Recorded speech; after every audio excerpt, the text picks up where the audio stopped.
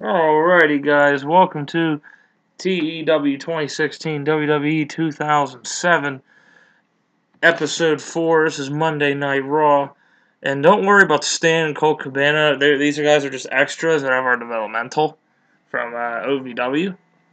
So we start off the night here with Ric Flair mad about last week getting clocked in the head by the steel chair. With a steel chair by Carlito, excuse me. So he starts off with, "Where is he? Where's who? Where's Carlito? Damn it!" He's getting really mad. "I don't know, man. Please don't hurt me." Flair throws him away and goes to the guy next to him. "You better have an answer for me right now, okay? Where is Carlito?" "Look, Mr. Flair, I wish I had the answer to that, alright?" "Son of a bitch! I'm gonna kill him! I'll kill him!" Flair storms off in a rage. So obviously he's gonna be pretty upset getting cold clocked in the head, wouldn't you think? Last week. Want some revenge. Got an 83 B+. That was pretty damn good. That might help them getting some exposure on TV as well for the future. Damn right. Now, the reason why we don't have any incidents is because we didn't have any incidents for this Monday night, and we did away with the B shows. So I just wanted to throw that out there. If you want to see us, if you want to see Heat, let us know in the comments below. And here we go. And in a women's match, Trinity has the better performance. A nice 18E-, of course. We also had Tori Wilson distract Melina after what happened. They don't click. Yeah, that's good to know. Keep that in mind. At least Melina improved in something. I guess that's good. She got an 11. Yeah, we're definitely, that's good. Here we go. Melina and Tori Wilson. After the match, Tori Wilson gets in the ring with Melina. They have a stare down. After enough staring, the two get in you guessed it, cat fight! So, it's a 64C. Not too bad. Tori Wilson was a star, I bet. Angle got that crowd interested again. I bet it did. The first angle didn't get the crowd at all. We're turned off by that angle. No, we're turned off by the match. That's why. Okay. Shitty match. As soon as I see two hot chicks fighting, all of a sudden, having a cat fight, pulling the hair, all of a sudden, they were back into it. Me too. You're not watching anything. Here we go. Santino and Maria shop. Santino and Maria are having a talk backstage where it gets very flirty. However, Vince McMahon shows up, and he's not happy at all. "Oh, hey, I'm Mr. Yeah, save it. Look at what you have there. You have a belt. I used to have one of those. So it was my cherished prize. Now, I'm just a miserable wreck. So, here's what we're going to do. You see that title there? You're going to defend it tonight." "But, Mr. McMahon, shut up! That's no way to talk to a lady." "You're right, but I could talk to you like that. Now go out there. Your match is now." And I just imagine him slapping him and saying, "Get out there now!" Exactly. So that'd be a 52D+. I don't know why. I just really can see Mr. McMahon slapping And so we have the IC title match. It's a 54C-. We're expecting great things for this pay-per-view, let me tell you. Chris Masters improved in performance skills. Why are they both not suited to our gimmick? What's with the Chris Masters held back? Penalized for negative crowd reaction. They don't like Chris Masters. Well, he's a heel, so we're going to roll with it, even though it makes the segment poor. Ouch. And here we go, a nice filler match. Rory McAllister and Val Venis. Subpar wrestling, a little heat. Val Venis defeated Rory McAllister in 550 with a pinfall, but with a money shot. Wow, that's not referencing anything. A 63 for Val Venis, that's worth noting. And here we go, Ken Kennedy. We haven't done anything with him yet. Just remember, he won the Money in the Bank this year. So, we now cut the hand knocking on John Cena's door. Cena goes, "What do you want?" And the camera just zooms in and cuts to Mr. Kennedy. He goes, "Mr. Kennedy." "What's up?" Kennedy. I'm Mr. Money in the Bank. I know that. Looks like a Great American Bash. You shouldn't worry about Khali. You should be worried about Mr. Kennedy. He's just pushing the fact that his name is Mr. Kennedy. He'll let you know twice. Right? So then Cena goes, I ain't worried about you or Carly. I'll take you on any time if you feel like getting froggy. Okay, buddy. We'll see. And he just comes back, Mr. Ken Kennedy invented a new catchphrase that'll boost it. I bet, yeah. Dude, he's doing Mr. Kennedy for a while. Worked the crowd well. Wow, dude, I like this. Oh my god, 87. We're using this guy on every fucking show almost. No, there's no doubt about it, dude. Or is it about Cena? He underperformed, so it's Cena saving the segment. And it's going to definitely help his popularity. And here we go with a nice fucking eye candy match. They're all like in. As you see, that's why the ratings are so good for this match. It is a sexual content kind of match. It's a bikini match, but they didn't have that. I didn't feel like creating it, so best we can get. Jillian, I didn't book a winner. I just let the game choose, and Jillian Hall won. That's interesting. So, of course, they had no little drama and flow to it. Of course. So here we go on to the next one. Show goes to Ric Flair walking towards Carlito's locker room. Ric Flair goes, you can run, but you can't hide, Carlito. Come on, you son of a bitch. Ric Flair breaks in, finds nothing inside but his bag. Flair takes the bag and walks out. Gets an 89. Truly awesome there. It just makes it seem like what's he going to do with his bag? And Right. The Hardy Boys are coming out to the ring. Oh no. Oh no, wait.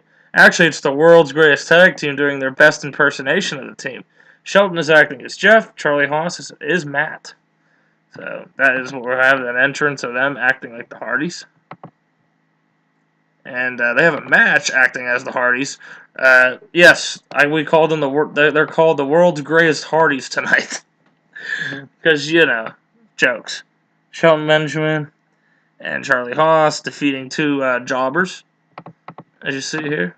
We like to make jobbers relevant a little bit. So I got a 43D. Here we go. World's greatest tag team are confronted by the Hardys as they race to ring and chase them out. Matt and Jeff grab a mic.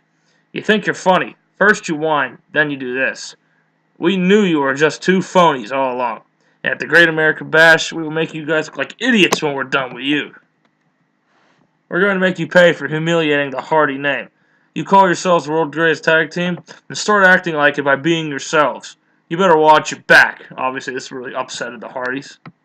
The angle got the crowd interested, so it is what matters there. So here we go on to the next segment. Balls Mahoney versus Randy Orton. Orton defeats Balls Mahoney 8 minutes 40 seconds by pinfall, using the ropes for leverage. Alright, so a Wild Brawl wasn't a good time for this, but that's fine. It got a 58. It did its job. No worker improvements, but nonetheless, Randy Orton won an 82. Perfectly okay with me. And Randy Orton cutting a promo on Paul Heyman, the best rated segment yet. Let me read this to you here. This is really cool. Post-match, Orton grabs a mic to call out ECW once more. Randy Orton goes, I'm tired of your little games, ECW. Mostly you, Paul Heyman. Great American Bash, I don't care who you throw at me. That'll be the last time I fight any of your trash you picked out of a dumpster. Do you hear me? I'm done with this bullcrap. Randy sees a vulnerable Balls Mahoney attempting to get up. Orton sets up at the opposite corner and kicks his head off. This is a statement to Paul Heyman and ECW. And I got it 98. Definitely one of the best segments yet on this show.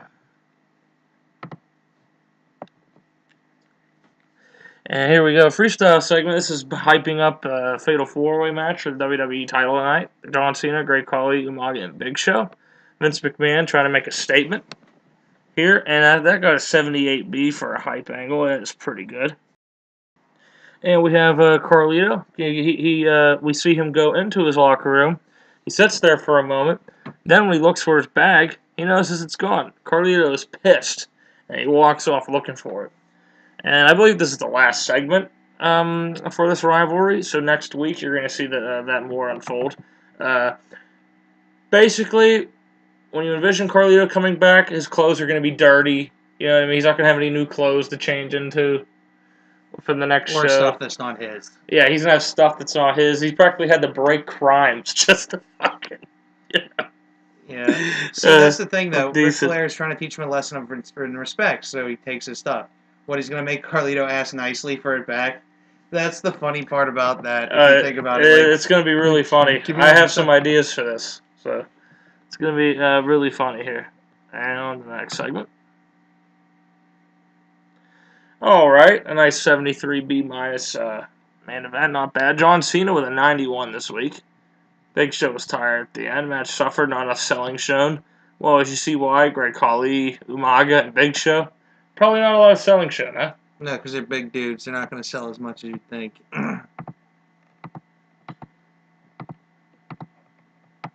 And this put over the storylines of Cena versus Great Khali, and Ken Kennedy is Mr. Money in the Bank, just because, Ken Kennedy can come in this match anytime.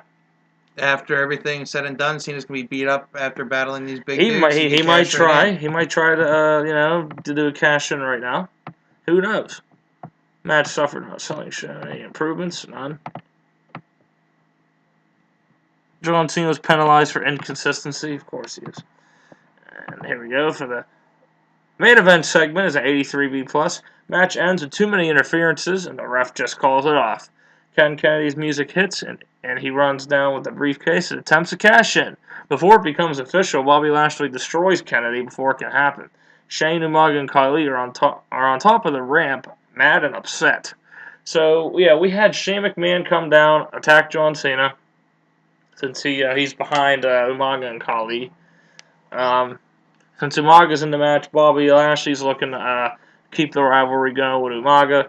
So, yeah, we basically had a nice old-school Attitude Era finish, to say the least, for this Raw. Where it's just chaos and everyone's fighting, yes. Yep, chaos, everyone's fighting. I think it's funny how Mr. Kennedy's the one who gets screwed in the end. Yep, Mr. Kennedy tries to cash in.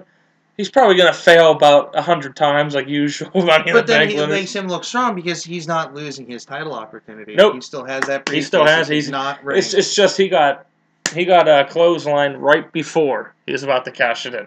Gives it to the ref. He's about to do it. Bam. Nope. Not going to do it. The referee just says, nope, not going to let this go. You know what I mean? He's like in the middle of handing it to the referee. It's clothesline, so the ref says no. Yeah, exactly. Yep, he can't do it if Mr. Kennedy doesn't say, do it now. He technically didn't. No, so, he was just like... Therefore, it's what happened. Mr. Kennedy is still your Money in the Bank winner there.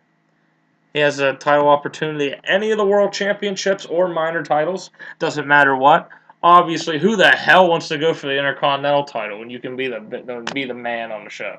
Exactly. I mean, again, he could go on any brand. He can go on any brand, too. That's the best part. The only difference is, if he was going to cash in on ECW, you'd have to wait till the World Champion is determined. Right. You can't go after a vacant title. No. So, let's see what the show rating is. I think it has to be pretty good. It has to be better, at least. An 80. Okay. So, we increased in 7 regions and lost in 1. There's an increase. There we go. Finally, that is what I'm talking about. There we go. Finally, an 80B. That's good enough for me. That's probably this. We hope to keep booking like this because those first 2 weeks were. Honestly, Randy Orton, I did not expect him to pull a great promo out of his ass with that 98. That is wow. That's what saved us. Honestly, I think Randy Orton versus ECW is like the main event angle on Raw. Well, it's interesting because it's not just Randy Orton versus one guy from ECW. No, he's facing the whole brand or separate entity as their. Yeah, he's facing. To be back in the day, ECW. Basically a brand, but yeah. He's facing the whole. He's facing the entity of ECW. Well, mainly originally. Basically ECW. saying he said at Great American Bash that'll be my last match against any of you freaks that you picked out of a dumpster. He's calling them trash, garbage, human beings, filth. You know what I mean? Like Orton does not like these guys. Well, we know Randy Orton to be very disrespectful, so makes Melina sense. and Tori Wilson for the women's title. I honestly. How do you get these women over? That's what I don't get. Like, if you're seeing their ratings, their in-ring is like an 11. So their sex appeal, you think, because this is the time, you have to base most of your matches on sex appeal. See, I just started to figure out. I put Melina and Trinity in a regular match. You have to put these women in sexual-based matches. Well, that was the time as it was, too. Like, yeah. You didn't go... Remember, that's why everyone's so mad nowadays. Like, Sasha Banks does that whole, oh, we're going to get away from that old-style stuff where women are flaunting around in their bikinis like, hey, look at my body. Yeah, well, this is the time period. I just remember. I'm used to the modern era of women actually being serious. It's going to take some time to get used to. You might expect changes later in this database, though, if we keep playing in it. It's just we got to figure out how to get them to be better. So I'd say working the women in developmental. We really got to get them going. Exactly. You know what I mean. Maybe make some new signings. We definitely want a mixture of sexy stuff and real women's wrestlers. Because real women, if I could speak English, real women's wrestling nowadays, it's got something like you look at Shimmer, you look at WWE now. They're treated less of a joke. Well, then you have people like Lana who are a joke. So in these days, you got to remember, this was how it was. So we got to remember that. See, if you look at now and today, but then again, in 2016, 2017 database, the women aren't doing as well either. No, but they're doing way better than this. Yeah, but look at 50s. Charlotte. Yeah, like Charlotte's like in the 50s, but I'm like, she's very athletic. Like I think Charlotte had a 60-something the last time we did something. I would imagine she would have to because she's very athletic. She's been around. I mean, they're not going to be as good as the men, but they're up there. You know what I mean? I mean, yeah, because some of these men have probably been training since they were 16. But Natalya in the game, you think she's been training? She's like 14 or so. She'd be amazing. She'd be getting ratings like the men. But you see consistently, it doesn't happen. Sometimes no matter how long you train, your potential might be medium skilled. I get what you mean. But like I said, we increased. That's what matters, right? Yep, and ADB, that's our best show. I think we're finally figuring out how to do this. So yeah, we had a good show. We'll see you guys for episode 5. And thank you, Thank you for tuning in. And what'd you say? Thank you, fuck you, bye. Okay, I'm just making sure. See you guys.